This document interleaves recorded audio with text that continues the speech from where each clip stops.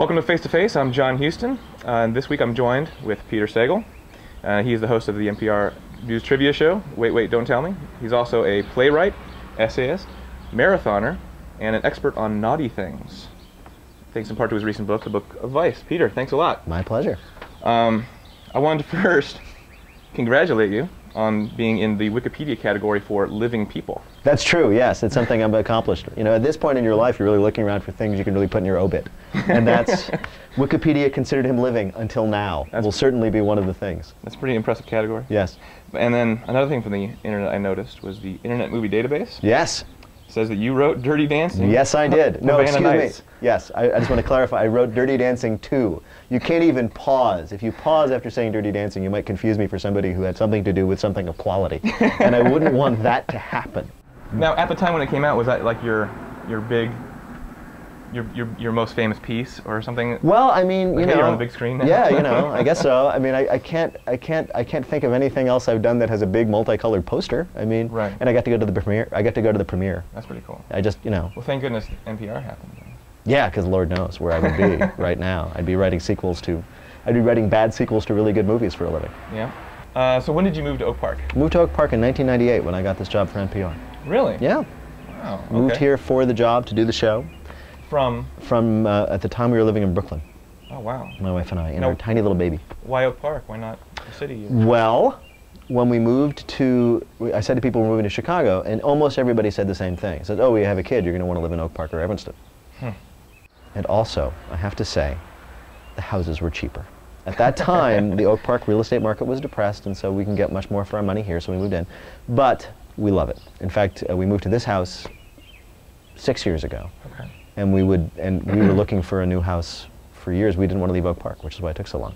Cool. We love it here. This house is awesome. This is a great house. This house was built in 1903. And one of these days, it's been 6 years, I haven't done it yet, I'm going to go down to the Village Hall and actually look up the records of the house and who built it. It's known around the neighborhood as the Panshire House, because the Panshire family lived here for like 30 years. Boy. So you've been in Oak Park for a while now, over 10 years. Yeah. So do you have any like favorite restaurants or any places to shop? We love Oak Park. We're kind of like, you know, sometimes I think of Oak Park as like the Village and the Prisoner. We love it here. You know, we get to sit and say hello. And we're not allowed to leave. If you try to cross the border into Austin, the big rovers come out and get you. Right now, our favorite restaurant in town is probably Maya del Sol. But in the past, we've been big fans of Cafe Cucina Paradiso. Sure. My kids love Flat Top. Oh, yeah. It's a chain. Create your own, though. Yeah. It's pretty appealing. We have you know, the ice cream thing. Yeah. These days we tend to go to Ben & Jerry's. Oh, really? Went to Oberweis for a while. Until I found Mr. Oberweis's political commercials obnoxious. A little bit. A little bit. And so, you know, we were trying to do the PC thing and not going to Oberweis because he was so annoying. But what can I say? They have really good malted milkshakes. Do you follow the local news, being an Oak Park? I do. I follow the local news to the extent that I can. Well, I have a couple Oak Park related questions. You know what? This happens to you all the time. Everybody has their cross to bear, and I pick it up gladly that people, and you know what? Right. It's only fair. I do it to everybody else. Do it to me. All right, you ready? Bring it on, baby. You ready? All yes. Right. Multiple choice. Yes, as well it should be. This is straight out of the police blotter. Okay. A man recently stole merchandise from the CVS down in Roosevelt in Oak Park. Really? Before hopping into a car driven by a woman with no teeth. What is he accused of stealing? A. Eye patches.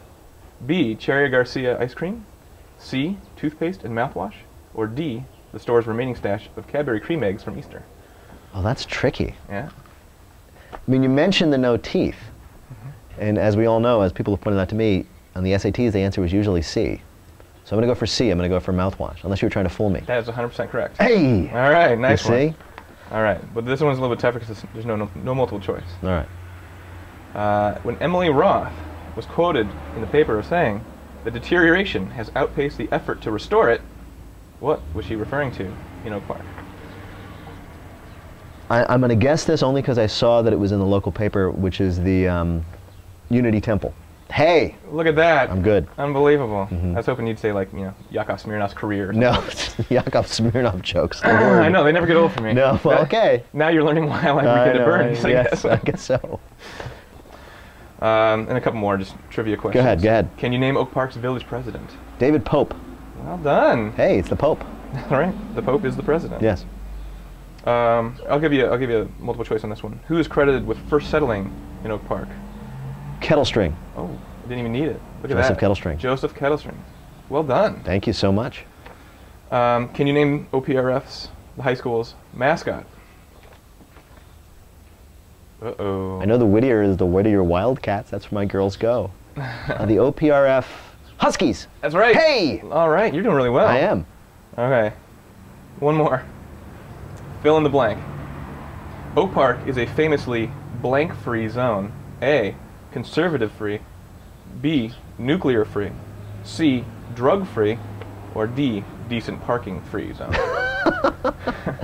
Well, I always note the signs when I pull into town, and have often had to stop the car and leave my nuclear weapons That's right.